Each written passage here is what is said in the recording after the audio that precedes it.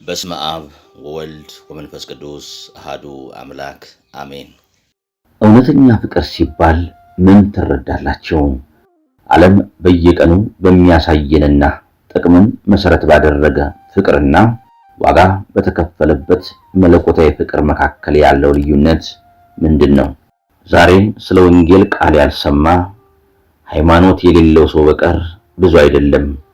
በልዩ ልዩ ጊዜያትና አጋጣሚዎች የወንጌሉን ቃል የጌታችን የመድኃኒታችን የኢየሱስ ክርስቶስን ነገረ መስቀል አድምጠናል፣ አንብበናል፣ በስዕሎችም ላይ አይተናል። ስለ እኛ ሲል መሰቀሉን መሞቱንና በክርስቶስ ደም ከነበረብን የነፍስ ደዌ መፈወሳችንን አሳምረን እናውቃለን። እንዲያውም አንዳንዶቻችን እንቅፋት በመታን ዕቃ በወደቀብንና በተቸገርን ጊዜ ሁሉ የእግዚአብሔርን ስም እንጠራለን። ነገር ግን ቆም ብለን እናስብ። ይህ የጆሮ ዕውቀታችን ወደ ልባችን ወርዶ ሕይወታችንን ቀይሮታል ወይስ ቃሉን የምናውቀው ለጭንቅ ጊዜ መጣሪያ ብቻ ነው? ይሁን እንጂ ቃሉ በልባችን ሰርጾ ሕይወታችንን ለምን እንደማይመራው ለብዙዎቻችን ግልጽ አይደለም። የምናነበው የምንሰማውና የምናውቀው ቃል እኛነታችንን ለተሟላ ክርስቲያናዊ ስብዕና ለምን እንደማያበቃው አይገባንም። ለምን አንለወጥም? ይህ ጥያቄ የብዙ ክርስቲያኖች የዘወትር መወያያ ነጥብ ነው። ራሳችንን ለሙሉ ልባዊ አገልግሎትና ለተሟላ ክርስቲያናዊ ሕይወት ለማብቃት ለምን እንደማንዘጋጅ ስንጠየቅ በተግባር የሚታይ መልስ የለንም። ከክርስትና ሕይወታችንና ከመንፈሳዊ ጉዟችን ይልቅ በኑሯችን ትኩረት ልንሰጥባቸው የማይገቡ ኢምንት ምክንያቶች ሲገቱንና ሲያደናቅፉን ይገኛሉ። በክርስትናችን ከምንጠራበት በቀር ሕይወቱን በተግባር መኖሩን እናፍርበታለን። አበው ባለፉበት ክርስቶስን መስለው በተመላለሱበትና በኖሩበት በዚያ ሕይወት መገኘት ዛሬ ለእኛ የተራራ ያህል ተቆልሎ የገደል ያህል ቁልቁል ርቆ ይታየናል። ክርስቲያን ነን ብለን ከመናገር በቀር ስራችንም ሆነ ሕይወታችን ከቀድሞ እኛነታችን የተለየ አይደለም። ግን ለምንድን ነው ዓለምንና ኢምንት የሆኑ ምክንያቶችን ከመንፈሳዊ ክብራችን ያስበለጥነው? ለምንድን ነው እውነትን አውቀን በውሸት ጥላ ስር የምንኖረው? ይህንን ለምን የሚል ጥያቄ ለመመለስ የአንዲት ሴት ታሪክ እንመልከት። ይህች ሴት ታሪኳ በመጽሐፍ ቅዱስ ውስጥ በጉልህ ተጽፎ ይገኛል። ማርቆስ 16 ቁጥር 9 ላይ እንዲህ ተብሎ ተጽፏል። ከመቃብርም በሳምንቱ መጀመሪያ ቀን ማልዶ በተነሳ ጊዜ አስቀድሞ 7 አጋንንት ላወጣላት ለመግደላዊት ማርያም ታየ። ይህች ሴት ከሚያስጨንቋት 7 አጋንንት የተላቀቀችውና እውነተኛ ድህነት ያገኘችው በጌታችን በአምላካችንና በመድኃኒታችን በኢየሱስ ክርስቶስ ቸርነትና ፍቅር ነው። ይህች ሴት የታሪኳ መለወጥ ምስጢር ምንድን ነው? 7ቱ አጋንንት የወጡላት ለምንድን ነው? ምስጢሩ አንድ ነው፣ መፈለግ። እርሷ ጌታን የፈለገችው ለስሟ ወይም ለታይታ አልነበረም። ካለችበት የጨለማ ሕይወት ለመውጣት በእውነት ተጠምታ ነበር። እኛስ ጌታን የምንፈልገው ለምንድን ነው? ለስሙ ክርስቲያን ለመባል ወይስ በእውነት ከ7ቱ አጋንንት ከትዕቢት፣ ከምቀኝነት፣ ከስስት፣ ከዝሙት፣ ከመከፋፈል ለመውጣት? ዛሬ ይህን ድንቅ ታሪክ እነግራችኋለን። ከዚያ ጊዜ ጀምራ ክርስቶስን መከተል፣ ከዋለበት መዋል፣ ካደረበት ማደርና ሳትለየው መኖር ጀመረች። በመጨረሻም አንድ ድንቅ የሆነ ታሪካዊ ተግባር ለመፈጸም በቅታለች። ጌታችን መድኃኒታችን ኢየሱስ ክርስቶስ በጌቴሴማኒ ሳለ በአይሁድ ጭፍሮች ተይዞ በዕፀ መስቀል ተሰቅሎ ቅድስት ነፍሱን በፈቃዱ ከስጋው ከለየ በኋላ በዮሴፍና በኒቆዲሞስ አማካኝነት በጎልጎታ መቀበሩን ሁላችንም እናውቃለን። ጎልጎታ ከኢየሩሳሌም ከተማ ወጣ ብሎ የሚገኝ ስፍራ ነው። መካነ መቃብሩ ስለሆነ ያ ስፍራ ክርስቶስ ከተቀበረበት ሰዓት ጀምሮ የዘመኑን ምርጥ መሳሪያ በታጠቁ የሮማ ወታደሮች ይጠበቅ ጀመር። በአካባቢው ማንም ሰው እንዲዘዋወር አይፈቀድም። ጸጥ ያለ የሚያስፈራ ነው።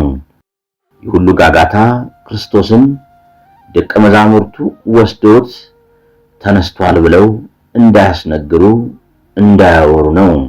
በጌታቸውና በአምላካቸው መሰቀልና መሞት ምክንያትም ሐዋርያት ተበታትነው ነበር በቀቢጸ ተስፋ። ሌሊቱም እየገፋ መጣ። በቀራንዮ ኮረብታም ከመቃብር ጠባቂ ወታደሮች በስተቀር ምንም ሌላ ነገር አይታይበትም ነበር። የቅዳሜው ሌሊት ሊያልቅ ሲቃረብና ንጋቱ ሲጀመር አንዲት ሴት በዚያ የሙታን መንደር በዚያ የመቃብር ድንጋይ በተቆለለበት ኮረብታ ዙሪያውን የከበቡትን የሮማ ወታደሮች ሳትፈራ እያለቀሰች ወደ መድኃኒታችን መቃብር መጣች። ዮሐንስ ወንጌል ምዕራፍ 20 ቁጥር 1። ጸጥ ረጭ ባለው ኮረብታ ስትደርስ በክርስቶስ መቃብር ላይ የተቆለለው ድንጋይ ተገልብጦ አገኘችው። እነ ቅዱስ ጴጥሮስን ጠርታ እነርሱ ተመልክተው ከተመለሱ በኋላ እርሷ ግን እዚያው ቆማ ታለቅስ ነበር። በዚህ ግራ ገብቷት በተጨነቀች ጊዜ ነበረ ጌታችን ለዚህች ሴት የተገለጠላት። ይህች ሴት መግደላዊት ማርያም ትባላለች። ባደሩባት አጋንንት ምክንያት ጋኔናም እየተባለች ከመናቅና ከመሰደብ እንድትላቀቅና ሰው እንድትሆን ስላደረጋት ብሎም ሕይወቷን ለአዲስ ኑሮ ስላበቃው መግደላዊት ማርያም በጌታችን የነበራት ፍቅር ልዩ ነው። በዚያ ቀን የሙታንን ስፍራ መካነ መቃብሩን የሮማን ወታደሮች ሳትፈራ ብቻዋን በለቅሶና በጭንቀት በዚያ ኮረብታ ላይ እንድትገኝ ያደረጋትም ይኸው ነው። እውነተኛ ፍቅር ነበራትና ክርስቶስን ከማግኘት በቀር የወታደሮቹ ቅጣት፣ የኮረብታው ገደላ ገደል፣ የመካነ መቃብሩ አስፈሪነት አልታያትም ነበር። ከዚህች ሴት የምንማረው ድንቅ የሆነ ነገር አለ። ማንንም ምንም ሳይፈሩ ክርስቶስን እስከ መቃብሩ ስፍራ ድረስ በመሄድ መፈለግ፣ ማልዶ ክርስቶስ ወዳለበት ስፍራ መሄድ። ይህን በመሰለ ፍቅር የሚሄድ ሰው የሚፈልገውን ክርስቶስን ማግኘቱ አይቀርም። ይህች መግደላዊት ማርያም ጌታችንን ከመቃብሩ አገኘዋለሁ ብላ ነበር የሄደችው። ፍቅሯን የሚያውቀው የባሕርይ አምላክ ክርስቶስ ግን ከመቃብር ውስጥ ሳይሆን ካላሰበችበት ስፍራ መጥቶ አነጋገራት። ለመጀመሪያ ጊዜ ማየችው። በእውኑ ምን አይነት ፍቅር ቢኖራት ነው? የሚገርም የሚያስደንቅ ፍቅር ነው። እንግዲህ በእኛ ዘመንም የሚያስፈልገው በስም ብቻ ክርስቲያን ነኝ በማለት መኖር ሳይሆን ክርስቶስን በእውነት ማፍቀር ነው። በደስታ ጊዜ አይደለም፣ በመከራም ጊዜ ነው እንጂ በሰላም ጊዜ ብቻም አይደለም። በሚያስፈራም በሚያስጨንቅም ጊዜ ምንም ሳይፈሩ ክርስቶስን መፈለግ ነው። እንዲህ ባለው ፍለጋ ክርስቶስን የሚሹ ያገኙታል።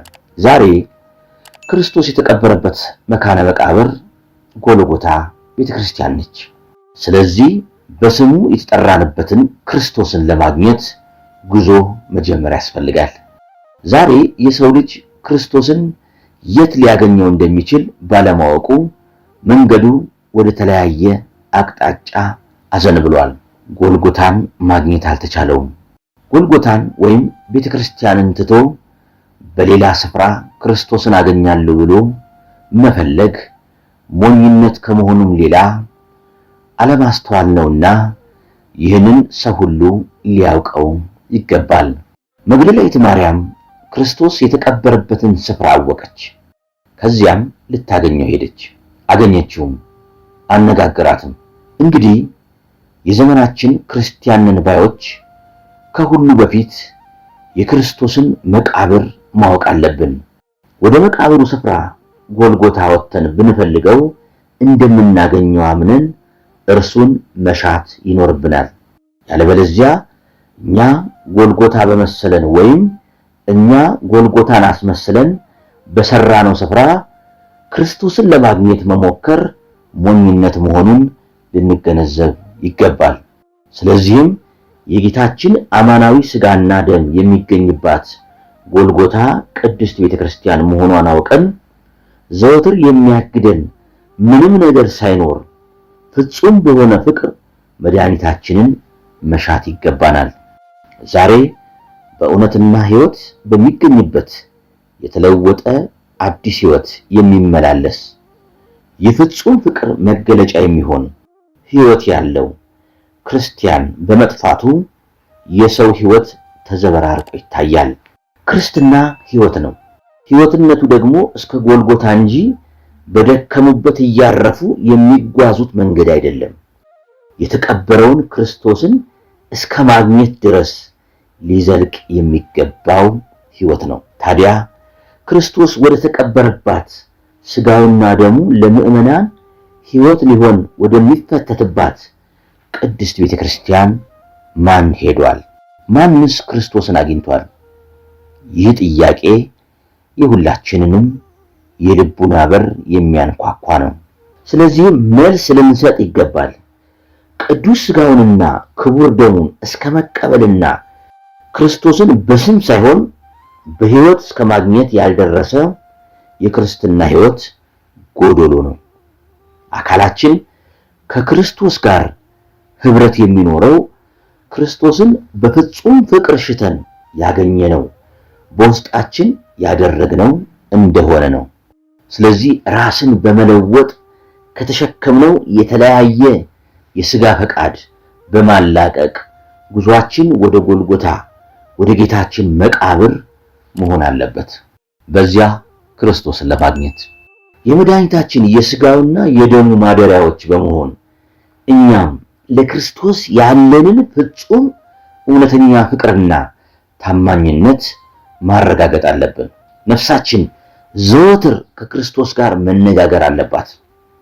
የመግደላዊት ማርያምን የፍቅሯን ጥልቀት ተመልክቶ በዚያ ስፍራ የተገለጠላትና ያነጋገራት የፍቅር አምላክ ጌታችን ኢየሱስ ክርስቶስ ስሟ በወንጌል ተጽፎ ለዘላለም እንዲነገር እንዳደረገ የእውነተኛ ፍቅር የመጨረሻ ዋጋው ክርስቶስን እስከ መቃብሩ ፈልጎ ማግኘት ነውና ሁላችን ክርስቶስን ፈልገን እንድናገኝ እውነተኛ በሆነ ፍቅርም ከእርሱ ጋር በሃይማኖት እንድንነጋገር ረዳት የሚሆኑ የቅዱሳኑን ምልጃ ገንዘብ አድርገን ማንኛውም ሥጋዊ ችግር፣ ዓለማዊ ሕግ እንዲሁም ሌላ አይነት ምክንያት ክርስቶስን ከመፈለግ ሳያግደን እስከ መጨረሻው በመታመን በሕይወት መዝገቡ ለመመዝገብና እንደ መግደላዊት ማርያም የሕይወት ሰዎች ለመሆን